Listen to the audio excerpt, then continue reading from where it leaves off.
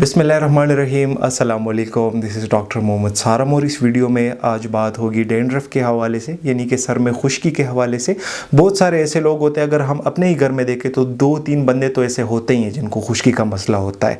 तो आज बात बेसिकली इस पे होगी कि हम इसको नेचुरल वे में ट्रीट कैसे कर सकते हैं। अगर किसी को डैंड्रफ का मसला है तो उसको उसका ट्रीटमेंट क्या होगा नेचुरल वे में, और अगर किसी बंदे को ये मसला नहीं है तो वो अपने आप को सेफ़ कैसे रख पा सकता है। अच्छा, तो बेसिकली जो खुराक हम खाते हैं तो वो बेसिकली हमारे स्किन में और हमारे बालों में जाके वो झलकता है, वो हमको दिखता है कि भाई ये हमने क्या खाया और इसका हमारे स्किन पे और हमारे बालों पे कैसा इफेक्ट है। तो बेसिकली उन बंदों की मैं बात कर रहा हूँ यहाँ पे। हम तो देसी लोग हैं, हम तो देसी खुराक को तरजीह देते हैं। घर में पका हुआ खाना जो होता है वो हमारे लिए सबसे अच्छा होता है। बट जो बर्गर फैमिलीज़ है यहाँ पे मैं उनकी बात कर रहा हूँ, स्पेशली जो बर्गर लोग होते हैं जो कि बहुत ज़्यादा कूल समझते हैं अपने आप को, जो कि स्पैगेटीज़ ज़्यादा खाते हैं, प्रोसेस फूड्स ज़्यादा खाते हैं, मैक्रोनी ज़्यादा खाते हैं, बेकरी आइटम ज़्यादा खाते हैं, जो इन चीज़ों का इस्तेमाल करते हैं। तो भाई ये हाई सोडियम जो डाइट है इसमें बेसिकली सोडियम ज़्यादा होता है। जब सोडियम आप ज़्यादा कंज्यूम करेंगे तो ये एक वजह बनती है डैंड्रफ की।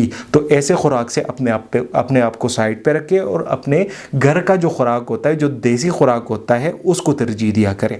अच्छा, दूसरी बात यहाँ पे ये आ जाती है कि अपने गिरबान में खुद ही देख लें कि आप फैट्स कितना खाते हैं, आप चिकनाई वाली चीज़ें कितने खाते हैं। अगर आप फ्राइड चीज़ें बहुत ज़्यादा खाते हैं, आप अगर शुगरी चीज़ें बहुत ज़्यादा खाते हैं, आप अगर प्रोसेस फूड जैसे कि मैंने कहा ज़्यादा खाते हैं, आप अगर फैटी चीज़ें बहुत ज़्यादा खाते हैं, तो ये भी एक वजह बन सकती है डैंड्रफ की, और ये भी आपके सर में खुश्की का एक बाइस बन सकता है। अच्छा, जो चीज़ें बहुत ज़्यादा अच्छी है आपके हेयर हेल्थ के लिए और आपके डैंड्रफ के लिए, वो है फ्रूट्स एंड वेजिटेबल्स। बेसिकली यहाँ पे मैं इतना डिटेल में तो नहीं जाऊँगा, बट जो फ्रूट्स और वेजिटेबल्स के अंदर जो पानी अल्लाह पाक ने रखा हुआ होता है वो हमारे बहुत ज़्यादा हेल्प करता है इस डैंड्रफ को दूर करने में। तो प्रायोरिटी अपने घर के देसी खानों को दें और फ्रूट्स और वेजिटेबल्स को दिया करें। अच्छा, दूसरे यहाँ पे एक और फैमिली आ जाती है लोगों की, जो एक और ग्रुप है लोगों की। वो क्या करते हैं, वो अक्सर कोई तो प्याज का पानी निकाल के अपने सर में लगा रहा होता है, कोई चावलों का पानी लेके अपने सर में लगा रहा होता है, कोई चटनी बना के अपने सर में लगा रहा होता है। तो भाई ये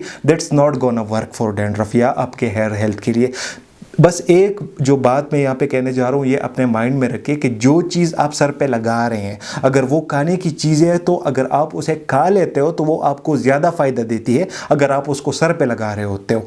तो बेसिकली मेरे कहने का मतलब ये है, अगर आप कोई खाने की चीज़ अपने सर में लगा रहे हो अपने डैंड्रफ के लिए, तो उसको लगाया मत करें, उसको डायरेक्ट खा लिया करें। तो आपके ये बालों के अंदर तक जाके पहुँचेगी और आपको ज़्यादा उसका फ़ायदा होगा। अच्छा, यहाँ पे एक और चीज़ आ जाती है जिसे हम कोकोनट वाटर कहते हैं। नारियल का जो पानी होता है वो बहुत ज़्यादा लोग होते हैं जो कि सर में लगा रहे होते हो, तो अगर इसको आप पी लेते हो तो ये आपके डैंड्रफ में आपका बहुत ज़्यादा हेल्प कर सकती है। इसके अलावा आप चिया सीड्स का इस्तेमाल कर सकते हैं, जिसको हम तुख्म शरबती कहते हैं। इसके अलावा आप तुख्म लंगा का इस्तेमाल कर सकते हैं। और हाँ, इन सारी चीज़ों को आपने अपने सर के ऊपर लगाना नहीं होता, इसको आपने प्रॉपर अपने डाइट में शामिल करना होता है। और यहाँ पर एक और बात मैं यहाँ पर ऐड कर लूँ कि आपने इन चीज़ों को 2-3 दिन मतलब यूज़ करके आप रिज़ल्ट मांगेंगे तो ऐसे आपको रिज़ल्ट नहीं मिलेगा। आपने कम से कम 2-3 महीने इसको देने हैं। आपने ये सारी चीज़ें यूज़ करनी है, 2-3 महीने यूज़ करेंगे तब जाके आपको रिज़ल्ट दिखेगा और आपके बालों में जो खुश्की होगी वो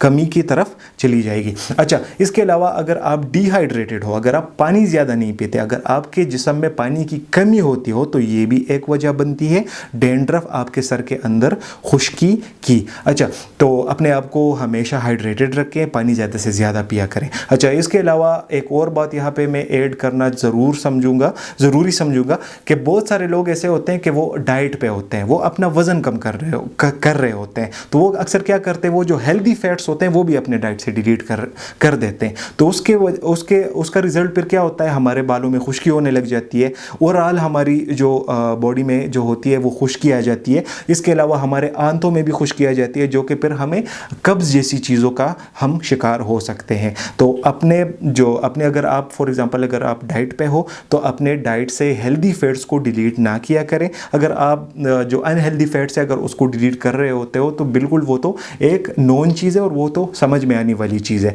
बट आपने हेल्दी फैट्स को अपने डाइट में ऐड करना है, तब जाके आपकी बालों की खुश्की और आपके ओवरऑल जिस्म की खुश्की में कमी आएगी। तो हेल्दी फैट्स की कौन कौन सी चीज़ों में आ जाती है, तो फिश आ जाता है, हेल्दी फैट्स में आ जाता है। इसके अलावा चिया सीड्स आ जाती हैं, इसके अलावा ऑलिव ऑयल हो जाता है। अगर आपने सैलड्स वगैरह पे स्प्रिंकल करके ऑलिव ऑयल कंज्यूम करना है तो फिर आप एक्स्ट्रा वर्जिन ऑलिव ऑयल का यूज़ कर सकते हैं। बाकी अगर आपको इस रिलेटेड कोई भी क्वेश्चन हो तो आप मुझे इंस्टाग्राम पे या व्हाट्सएप पे भी रीच आउट कर सकते हैं। मैं ट्राई करता हूँ कि हर